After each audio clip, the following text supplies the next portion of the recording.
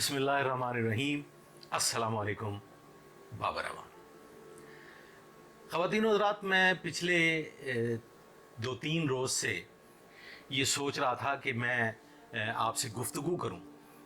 गुफ्तगू चूँकि बहुत अहम थी, लिहाजा मैं इस इंतज़ार में था कि मैं आपसे जब भी गुफ्तगू का आगाज़ करूं तो वो गुफ्तगू बड़ी जामे और बड़ी सैर हासिल होनी चाहिए।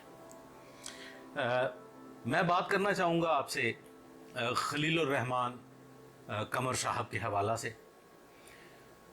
ख़वातीन और हज़रात, जिस शख्सियत को आप बहुत एहतराम की नज़र से देखते हो और उस शख्सियत की आपकी नज़र में, आपके दिल में कोई कदर व मंज़लत हो, तो फिर अगर उस शख्सियत की निस्बत आपको अजीब व गरीब किस्म की सूरत हाल का इल्म हो और फिर आप जब अपने गिरदो नवाब में भांत भांत की बोलियां सुने तो यकीनन आपका दिल चाहता है कि आप उस पर गुफ्तगू करें।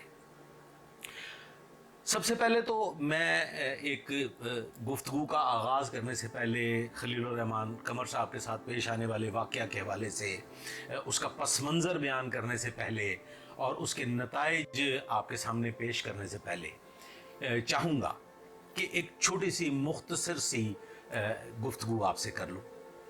हम सब लोग कहीं ना कहीं अपनी ज़िंदगी में ख़ताएँ करते रहते हैं और इंसान बहर तौर जो औलाद आदम है वो ख़ताओं का पुतला है और ख़ताएँ इंसानों से ही सरज़द हुआ करती हैं। हम कोई फ़रिश्ते नहीं हैं कि हम ख़ताओं से पाक खल्क किए गए हैं।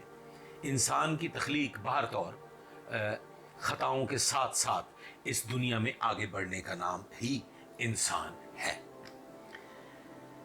आप साहबान में से वो लोग जो बहुत ज़्यादा क्रिटिसाइज कर रहे हैं खलीलुर रहमान कमर के हवाले से, उनको मैं ये गुजारिश करना चाहूँगा कि मेरे मोहतरम, जब भी किसी पे तनकीद करें या उसको आप मुर्द इल्ज़ाम ठहराएं तो उससे पहले उसके हालात पे भी गौर कर लिया करें और अपने भी गिरेबान में झांक लेना ज़रूरी है।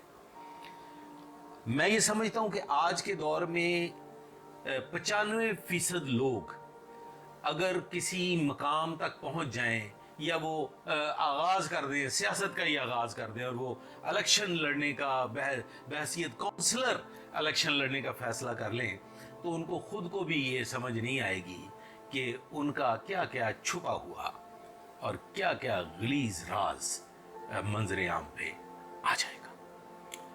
खैर, अब वापस आ जाते हैं खलीलुर रहमान कमर साहब पे। तो खलीलुर रहमान कमर शोबे से ताल्लुक़ रखने वाली एक शख्सियत हैं। वो यकीनन किसी जामे मस्जिद के अलामा हरगिज़ नहीं है।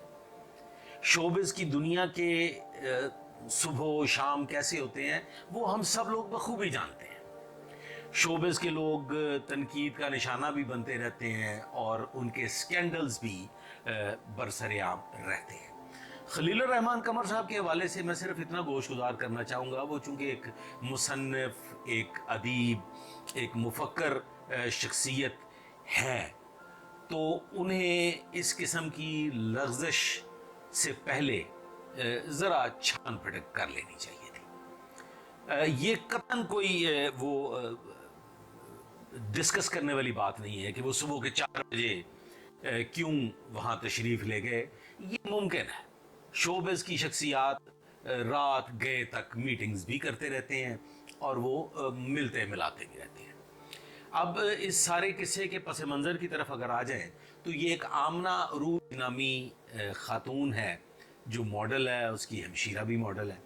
आमना कोई कहने को तो वो इंशाअल्लाह ताला कहेगी मैं तो 16 साल की एक नौखेज़ कली हूँ, लेकिन वो कोई 28 से 30 साल की दोशीज़ा है, खुबरू हैं, मन भाती हैं और किसी भी शख्स, किसी भी आदमी के लिए फिसलने के लिए उनके पास बहुत कुछ मौजूद है। लिहाजा खलीलुर रहमान कमर साहब भी अपनी इस गलती पे यकीनन आज बहुत शर्मिंदा होंगे।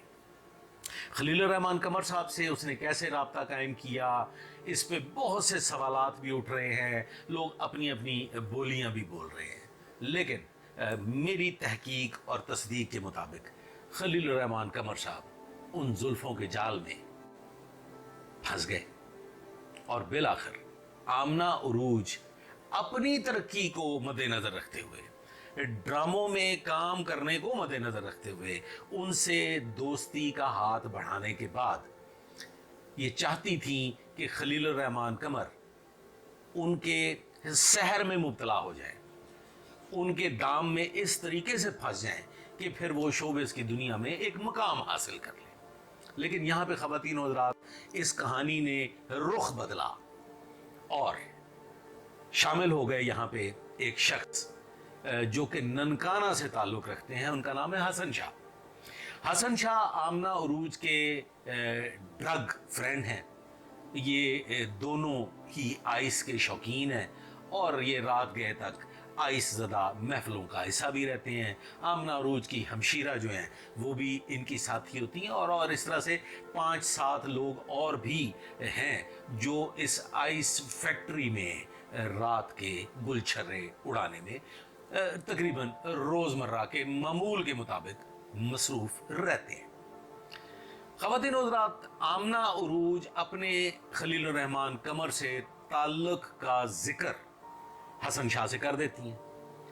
हसन शाह एक शैतानी सिफ्त इंसान फौरी तौर पे यहाँ पे एक मंसूबा बंदी करता है और वो आमना उरूज से कहता है कि ये बड़ी मारूफ शख्सियत है, हम इस शख्सियत से बहुत बड़ा भारी माली फ़ायदा ले सकते हैं। और इस तरह से ख़वातीन और हज़रात, ये ड्रामे की तैयारी एक दस्तावेजी फ़िल्म की शक्ल इख्तियार कर लेती है।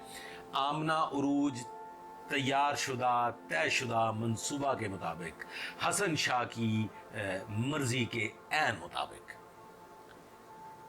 खलील रहमान कमर साहब को अपने अपार्टमेंट में दावत देती हैं। उससे पहले हसन शाह और उसके हमराही जो हैं वो कैमरास का बंदोबस्त करते हैं और तकरीबन 15 से 16 हज़ार रुपए के मुख्तलिफ नौइयत के वो कैमरे ख़रीदते हैं और बिलाखिर वो कैमराज इंस्टॉल हो जाते हैं।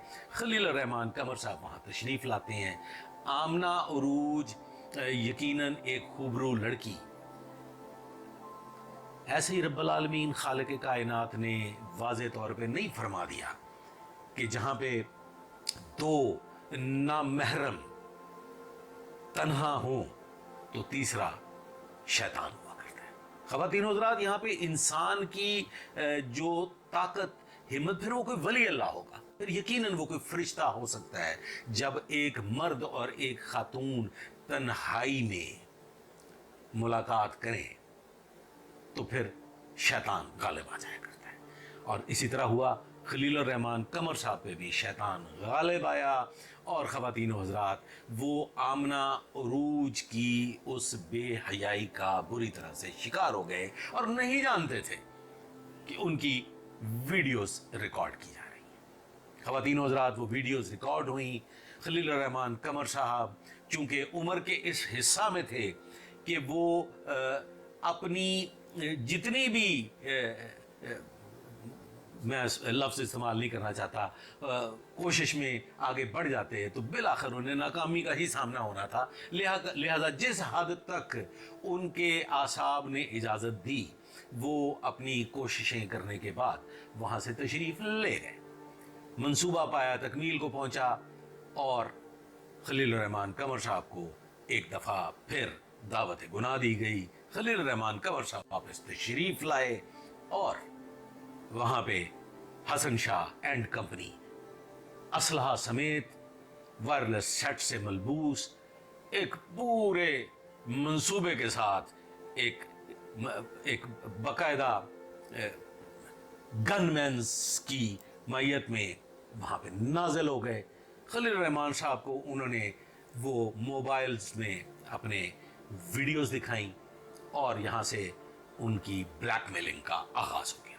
खलील रहमान कमर यकीनन एक मारूफ शख्सियत हैं और वो इस माहौल में खौफजदा भी हो गए। फौरी तौर पे हसन शाह एंड कंपनी ने खलील रहमान कमर साहब से 2 करोड़ रुपए का मुतालबा किया और धमकी दी کہ اگر یہ 2 کروڑ روپے ادا نہ کیا گیا تو آپ کی یہ ویڈیوز وائرل کر دی جائیں گی اور آپ کو کسی کو منہ دکھانے لائق نہیں چھوڑا جائے گا۔ خواتین و حضرات، خلیل الرحمان قمر صاحب یقیناً کوئی کروڑ پتی شخصیت نہیں ہے، انہوں نے اچھی زندگی گزاری، وہ اچھی زندگی گزار رہے ہیں، لیکن کروڑوں روپے کے ہرگز مالک نہیں ہیں۔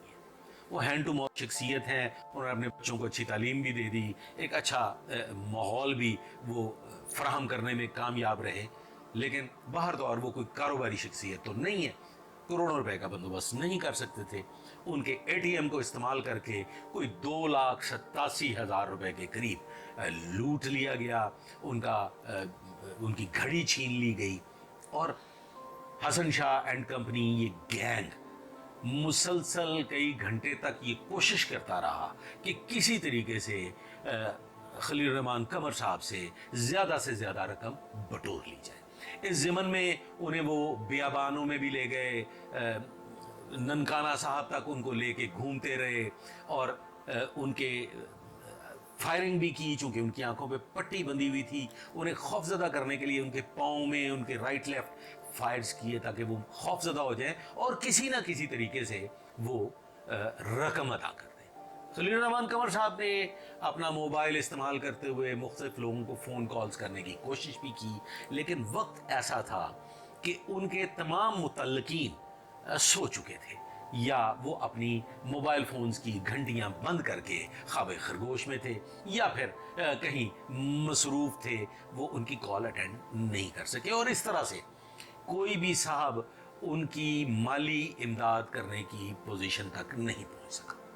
بالآخر حسن شاہ اینڈ کمپنی نے خلیل الرحمان قمر صاحب کو ایک بیابان میں اس دھمکی کے ساتھ چھوڑ دیا کہ جو کچھ تمہارے ساتھ ہو گیا یہ کچھ بھی نہیں ہے، ہمیں تو تمہیں قتل کرنے کا حکم تھا، ہم نے تمہیں جان سے مار دینا تھا، لیکن ابھی بھی تمہارے پاس وقت ہے، کسی سے اس بات کا ذکر ہرگز مت کرنا جو تم سے واقعہ پیش آ چکا ہے، ویڈیوز ہمارے پاس محفوظ ہیں، اور ہم کسی وقت بھی تمہیں اپنی بھیانک منصوبہ بندی کا نشانہ بنا سکتے ہیں، لہذا تمہارے پاس ابھی بھی وقت ہے، روپے پیسے کا بندوبست کر لو، جب بندوبست ہو جائے گا تو انشاءاللہ تعالی ہم تم سے وقتاً فوقتاً رابطہ قائم کرتے رہیں گے، اور پھر یہ ویڈیوز بھی تمہیں واپس دے دی جائیں گی۔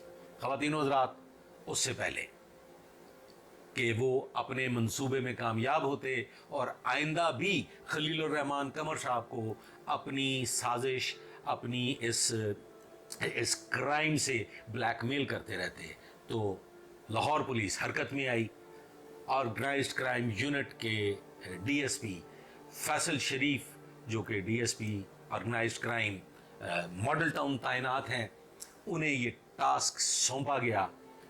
فیصل شریف صاحب نے عمران یوسف انسپیکٹر اور رانا شاہد انسپیکٹر کو اپنے ساتھ ان کرمنلز کو پکڑنے کے لیے کام کا آغاز کیا۔ ٹیکنیکل طریقے سے آئی ٹی کے شعبہ کو استعمال کرتے ہوئے، اپنی سی آر او برانچ کو استعمال کرتے ہوئے فوری طور پہ آمنہ عروج کو ٹریس کرنے کے لیے تمام تر ذرائع استعمال کیے گئے۔ فائنلی آمنہ عروج ٹریس ہو گئیں، اور پھر آمنہ عروج کے ذریعے ان کا باقی گینگ، جو کہ اب تک تقریباً 12 لوگ اریسٹ ہو چکے ہیں، وہ اپنے منطقی انجام کو پہنچا۔ پولیس بہترین کیس تیار کر رہی ہے، اور انشاءاللہ تعالی ملزمان جو ہیں وہ کیفر کردار تک یقیناً پہنچیں گے، اور انہیں پہنچنا بھی چاہیے۔ کسی بھی انسان کو اس انداز میں بلیک میل کرنا، اور کسی بھی انسان کو اس طریقے سے بلیک میل کر کے اس سے مالی فائدہ حاصل کرنا باہر طور قانوناً بھی جرم ہے اور اخلاقی بھی جرم ہے۔